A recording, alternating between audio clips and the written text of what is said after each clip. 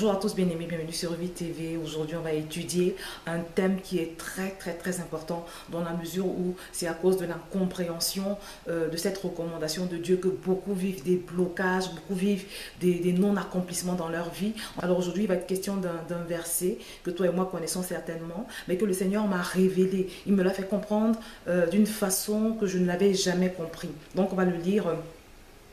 Je vais donc lire dans le psaume 34, verset 9. Craignez l'Éternel, vous ses saints, car rien ne manque à ceux qui le craignent. Ce verset nous dit, mes bien-aimés, que rien ne manque à ceux qui craignent Dieu. Est-ce qu'il y a quelque chose qui te manque dans ta vie? Je voudrais que tu t'arrêtes. Je voudrais que nous puissions nous arrêter quelques minutes et nous interroger. Interroge-toi, mon bien-aimé, pendant que je m'interroge également. Est-ce qu'il y a quelque chose qui te manque? Est-ce qu'il y a une frustration dans ta vie? Est-ce qu'il y a une chose pour laquelle tu soupires, tu pleures, tu gémis auprès du Seigneur? Réponds à cette question. Si après avoir procédé à ce petit examen, ta réponse est oui, ça veut dire simplement que tu ne crains pas Dieu. Parce que c'est ce que ce verset nous dit. Le verset nous dit que rien ne manque à ceux qui le craignent. Quand j'ai relu ce verset il y a quelques semaines, je me suis arrêtée, je me suis dit, mais Seigneur, ta parole est vérité, tu n'es pas un homme pour mentir, ni un fils d'homme pour te repentir. Si tu dis que rien ne manque à ceux qui craignent Dieu, ça veut dire que c'est vrai. Alors, qu'est-ce que cela peut bien vouloir dire? Est-ce que ça veut dire que toutes les personnes, tous les enfants de Dieu qui manquent de choses et d'autres ne te craignent pas?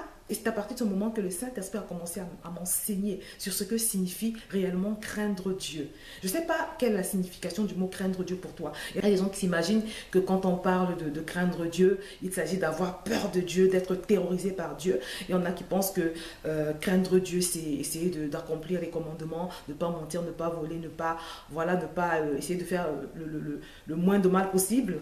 Mais dans les minutes qui suivent, tu vas comprendre que aux yeux de Dieu, craindre Dieu, c'est quelque chose de beaucoup plus profond que ça. On a été habitués à nous attarder sur la dimension de Jésus le Sauveur. C'est-à-dire quand tu acceptes Jésus, quand tu reçois Jésus, on te dit qu'il faut que tu le fasses parce qu'il faut que tu évites l'enfer, parce qu'il faut aller au ciel. Donc la plupart des chrétiens sont dans cette dimension. Oui, je veux gagner le ciel, je veux conserver mon salut. Tous les efforts que je fais, c'est pour conserver ce salut. Et quand je fais ces efforts, je considère que je crains Dieu. Mais je voudrais te dire aujourd'hui que tu peux avoir renoncé aux filles, tu peux avoir renoncé aux boîtes de nuit, tu peux avoir abandonné le mensonge, tu peux avoir abandonné toutes ces choses et ne pas vivre quand même dans la crainte de Dieu. Parce que simplement pour Dieu, selon ce que le Saint-Esprit m'a expliqué, craindre Dieu va au-delà de faire tous les efforts possibles pour se sanctifier. Craindre Dieu, mes bien-aimés, c'est d'abord et avant tout lui donner la première place dans ta vie.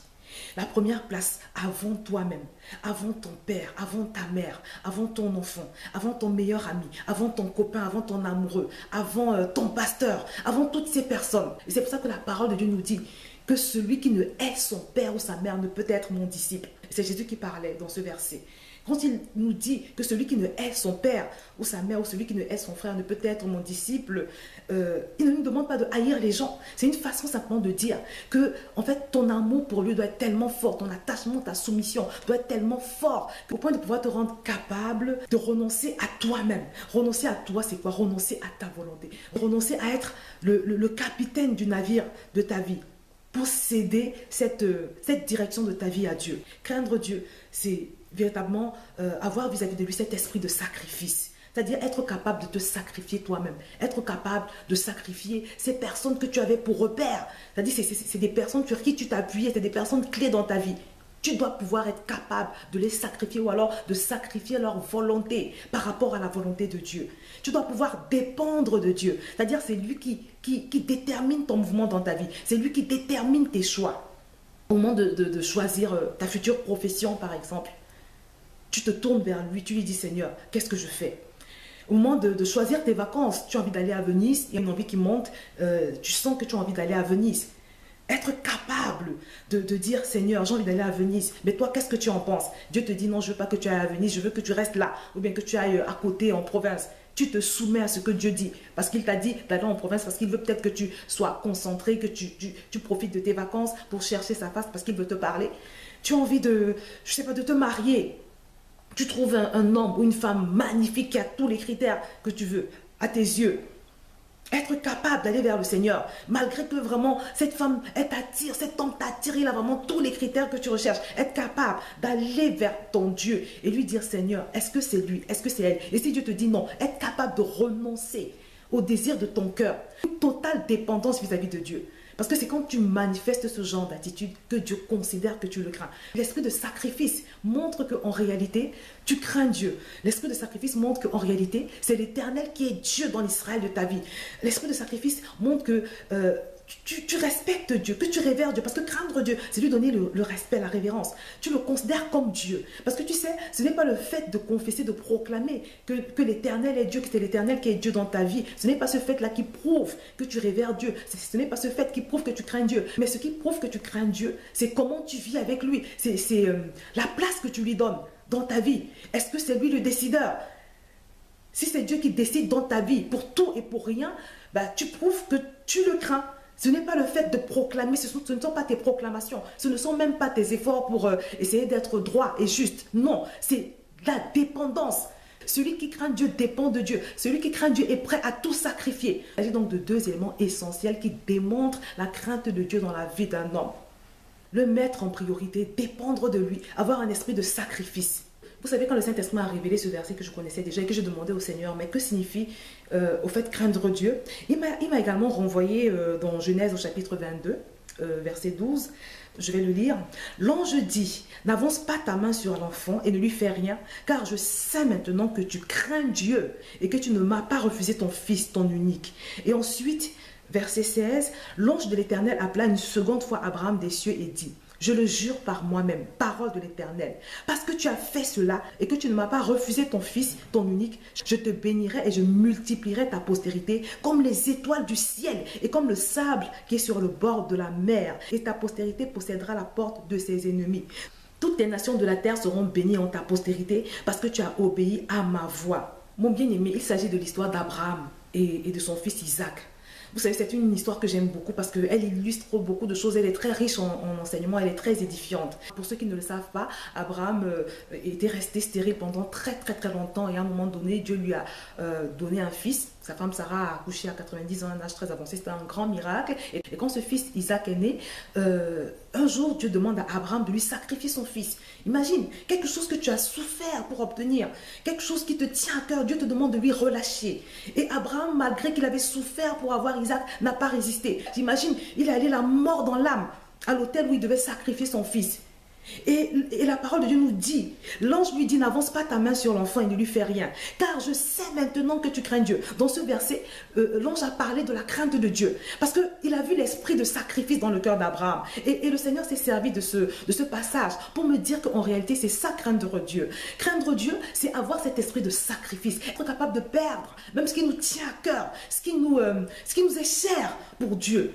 Tant que tu n'es pas arrivé dans cette dimension, mon bien-aimé, tant que je ne suis pas encore arrivé dans cette dimension, Dieu considère que nous ne sommes pas vraiment dans la crainte de Dieu. Et ce manque de crainte de Dieu, selon la définition de Dieu, est à l'origine de beaucoup de blocages que nous avons, de beaucoup de bénédictions que nous ne pouvons pas encore avoir. Parce que ce qui se passe, c'est que quand nous frustrons Dieu, quand nous ne sommes pas complètement abandonnés à Dieu, Dieu est frustré parce qu'il ne peut pas faire tout ce qu'il veut dans nos vies. Et puis, il ne voit pas l'abandon. Pour que Dieu puisse fonctionner correctement dans la vie d'un homme, pour qu'il puisse mettre ses plans en œuvre dans ta vie et dans ma vie, il a besoin de voir qu'on s'abandonne. Il a besoin de voir le détachement. Il a besoin de voir le renoncement. Il a besoin de voir que tu es prêt à mourir pour lui. Que tu es prêt à perdre ta vie pour lui. Ce qui est intéressant là-dedans, c'est que quand Dieu voit ça en toi, quand il détecte dans ton cœur cette tendance à être capable de tout perdre et même de mourir pour lui. Il ouvre les écluses des cieux pour toi, comme il a fait pour Abraham. Parce que ce que tu dois savoir, c'est que quand Dieu nous demande en général de renoncer, c'est pour notre bien. C'est parce que soit il veut tout reconstruire, soit il veut nous passer un test comme il a fait pour Abraham. Et en général, quand tu réussis à passer ce test, tu franchis une autre dimension. Je t'assure, tu franchis une autre dimension. Tu arrives dans la dimension de ceux dont le psaume 34 nous dit qu'il ne manque de rien. Parce qu'une fois qu'Abraham a passé le test, on peut voir le déferlement de grâce, de bénédiction. Abraham n'a plus manqué de rien, que ce soit sur le plan physique, sur le plan même de sa postérité, des enfants qu'il a pu avoir par la suite. Abraham n'a plus manqué de rien parce qu'il avait réussi le test que Dieu lui a passé, le test du renoncement, le test du sacrifice, le test de la dépendance totale à Dieu. Et c'est pour ça qu'on peut le voir au verset 15, je vais le relire. L'ange de l'Éternel appela une seconde fois Abraham des cieux et dit, je le jure par moi-même, parole de l'Éternel, parce que tu as fait cela et que tu n'as pas refusé ton fils, ton unique, je te bénirai et je multiplierai ta postérité comme les étoiles du ciel et comme le sable qui est sur le bord de la mer. Et ta postérité possédera toute la porte de ses ennemis. Toutes les nations de la terre seront bénies en ta postérité parce que tu as obéi à ma voix.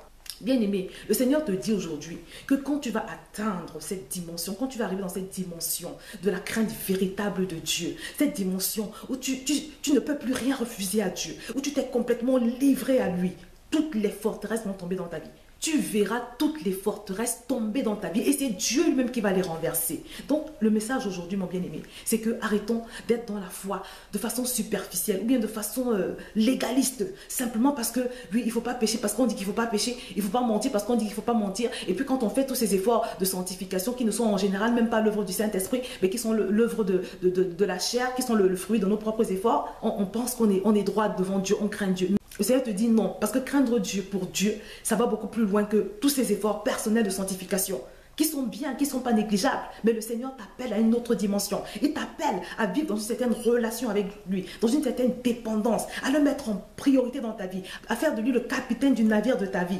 Prendre l'habitude que tout mouvement que tu vas effectuer soit le fruit de l'instruction de Dieu. Et il te promet que alors rien ne te manquera. Qu'est-ce qui te manque dans ta vie aujourd'hui? Quelle est la frustration que tu vis? Sache que cette frustration a fort probablement pour origine le fait que tu n'as pas encore atteint le niveau de la crainte de Dieu selon la définition de Dieu. Parce que moi aussi j'avais ma définition du terme craindre Dieu. Mais aujourd'hui le Seigneur t'invite à pratiquer la crainte de Dieu, selon sa conception de la chose. Dieu t'invite, et moi également d'ailleurs, à nous examiner, à nous sonder. Et c'est un exercice que tu dois faire souvent, que je dois faire également souvent. Toujours se demander, est-ce que Dieu est satisfait dans chaque étape de ta vie? Pouvoir s'arrêter à un moment donné et se demander, est-ce que Dieu est satisfait de moi? Est-ce que je suis en train de faire ce que Dieu me demande? Parce que ça aussi, c'est un autre point. Parce que parfois, tu es effectivement en train de faire ce que Dieu te demande de faire, mais est-ce que tu es en train de le faire exactement comme Dieu l'attend? Parce que Dieu est très minutieux, il est très précis. Quand il te demande de faire une chose, il attend que tu le fasses exactement. J'ai déjà pris un exemple comme celui-là, par exemple. Si Dieu veut que tu ailles annoncer l'évangile, on va dire à Marseille, et que toi tu décides d'aller à Rennes annoncer l'évangile, mais tu n'es pas dans la volonté de Dieu. C'est vrai que tu es en train d'évangéliser comme il te l'a demandé, mais tu n'es pas en train d'évangéliser où il t'a demandé. Et il considère cela comme une infidélité.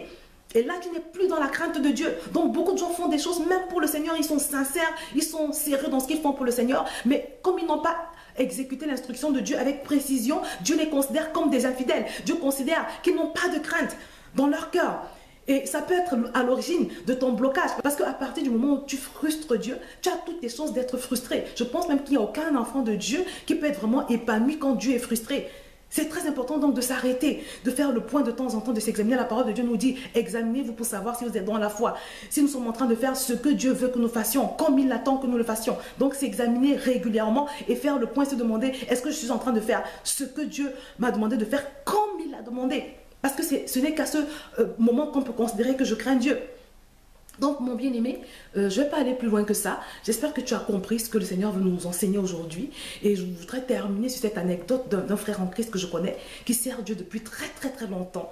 Et qui, malgré son engagement, son service et même les fruits qu'on peut observer dans son ministère, est frustré parce qu'il n'a pas d'enfant. Le Seigneur m'a révélé, par exemple, qu'effectivement, il servait Dieu, il était en train de faire ce que Dieu lui demandait, mais qu'il le faisait à 15%. Il le faisait à 15%, c'est-à-dire Dieu attend que tu fasses quelque chose, mais tu fais la chose sans vraiment déployer toute l'énergie que Dieu a prévu que tu déploies dans cette chose que tu fais pour lui, dans ce ministère. C'est comme si le Seigneur me montrait que malgré qu'il sert Dieu, il est infidèle quelque part, parce qu'il n'est pas en train de le faire dans la dimension où Dieu l'a prévu. Donc voilà un frère en Christ qui est frustré aujourd'hui, après ce que j'ai vu, parce qu'il n'est pas en train de faire exactement ce que Dieu demande. Donc, bien aimé, craindre Dieu, c'est beaucoup plus que ce que toi et moi nous pouvons imaginer.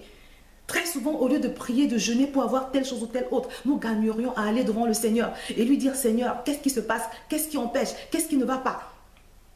Et c'est ce que je voudrais t'inviter à faire aujourd'hui. Donc toi et moi ensemble, je voudrais que nous puissions prendre la décision, décider de dépendre de lui, avoir l'esprit de sacrifice, être prêt à tout perdre, même à mourir pour Dieu. Que Dieu voit dans ton cœur ce détachement. Et enfin la précision dans ce que Dieu te demande de faire. C'est-à-dire que quand il te demande de faire une chose, t'assurer qu'il est satisfait dans cet ouvrage que tu réalises. S'assurer que Dieu est satisfait de la façon dont tu travailles. Cultivons cette crainte de Dieu. Demandons au Seigneur de remplir nos cœurs de la crainte de Dieu selon que Dieu l'entend. Afin que, comme il a pu le dire pour Abraham, qu'il puisse te regarder et dire comme que mon fils, ma fille, je vois que maintenant tu me crains. Et maintenant que j'ai vu, que j'ai constaté cette crainte dans ton cœur, je décide que toutes ces forteresses dans ta vie vont être ôtées. Je décide que tous ces murs devant toi vont être renversés. Que plus jamais rien ne te manquera. Parce que c'est la promesse que Dieu fait pour ceux qui le craignent. Et les autres autour de toi pourront constater qu'à cause de cette crainte de Dieu dans ton cœur, plus rien ne te manquera. Et ton témoignage sera grand pour toi et pour toutes les personnes qui t'entourent. Je vais donc m'arrêter aujourd'hui, mon bien-aimé, et je te dis à très bientôt sur Vie TV.